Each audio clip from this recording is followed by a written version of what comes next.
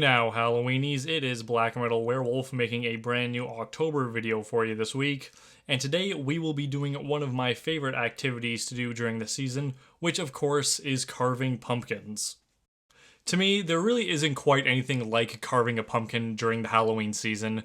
There's just something about it. It's the smell of the pumpkin, it's the bright orange color to it. I really don't know what it is, I can't quite put my finger on it, but there just really isn't anything quite like doing that during the Halloween season. I don't care how old you get, who you are, what country you're from, what language you speak. If you can't enjoy throwing on It's the Great Pumpkin Charlie Brown and carving up one of these bad boys during the Halloween season, there's just something wrong with you. So if you guys enjoy carving pumpkins as much as I do, there's actually a new show that started airing on the Food Network called Outrageous Pumpkins.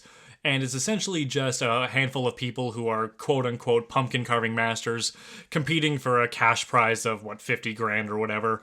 And they're actually really creative, and some of their creations are really impressive.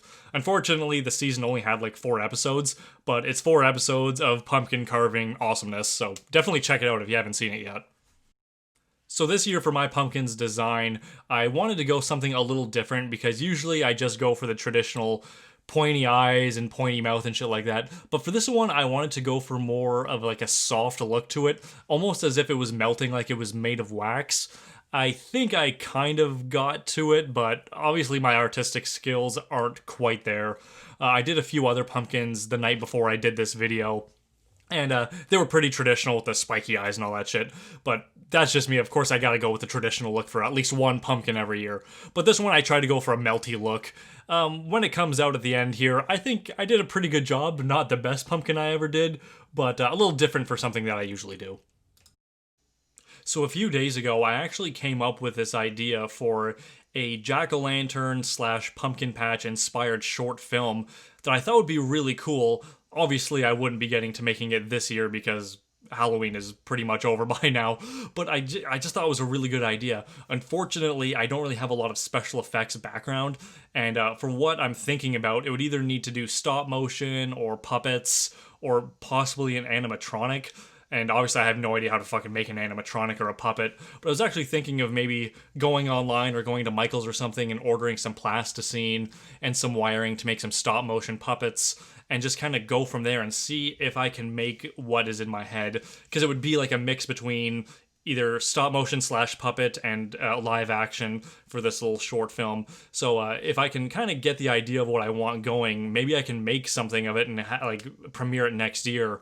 No promises, but I would love to get that shit done because I just have this idea, and I'll be damned if I give that idea to someone else. So these are my jack-o'-lanterns for this year. Obviously, I did a few more before I did this one for this video, and I think they all turned out pretty great. Granted, I went the more traditional route for all 3 of these here, but that's what I like about them. Even if you go traditional route, you can still be creative, give them scars, give them fucked up teeth, make their faces melt, just have fun with it. Of course, I want to know what you guys did for your jack-o'-lanterns this year. Are you good at carving? Can you sculpt into a jack-o'-lantern? I've seen people do that on TV, and I think that is so cool and impressive. And I just know there's no way in hell I could ever, like, sculpt a pumpkin. I just don't have that in me. As much as I would like to do it, I just don't. But of course, tell me what your guys' jack-o'-lanterns are like this year. I would love to know. Now, these pumpkins look a lot better with the candles in them. Of course, everyone knows that on the night of Halloween, when the sun goes down and all the monsters and the ghouls and the goblins come out, the light of these jack-o'-lanterns is the only thing protecting you, your home, and your children from whatever horrors lurk in the darkness.